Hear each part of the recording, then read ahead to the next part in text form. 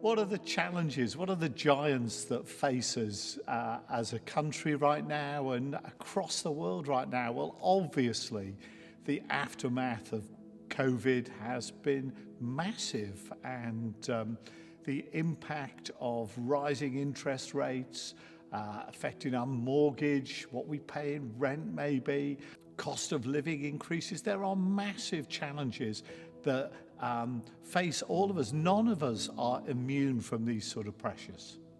Yeah, I remember I've just been reading a report, and it said that 1 in 5 people, their appointments to a local GP have been triggered by the cost of living crisis. So it's very real, isn't it? People are going to the doctor because they're stressed and they're worried about finances at the moment. So how are our finances doing as a church? Well, I guess they mirror in many ways where the nation's finances and world finances have been at. We've taken some while to recover from COVID. Basically, we are in a good position. The church's monthly giving has never been stronger. And so off the back of that as well, the commercial team have done really, really well to rebuild our commercial income. I love the fact that, this year we are focusing prayer, and every Tuesday through the prayer shield we are praying for God's provision.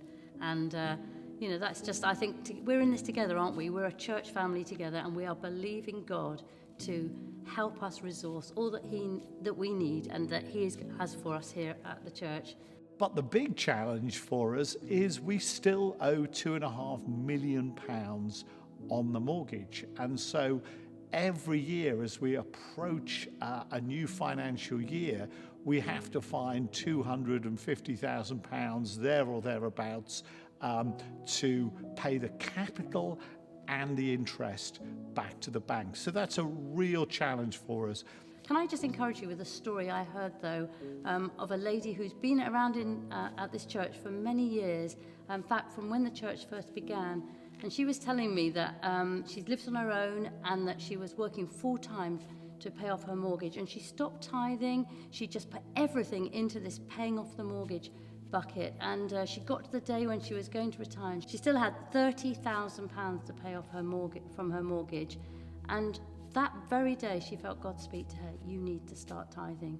And so she started tithing. And then as a result of that, not long afterwards, a friend came up to her and said, God has told me that I need to pay off your mortgage. And she said, but it's £30,000. And they said, oh, wow, that's good. I thought it was going to be more. So I'll what throw a a blessing. kitchen in as well. Oh, that's right, he did. He said he'd throw a kitchen in as well. So, I just believe actually God sees our hearts, and it's all about our hearts in terms of giving. It's not about, the pennies or the pounds or whatever that we put in the offering. It's about our hearts.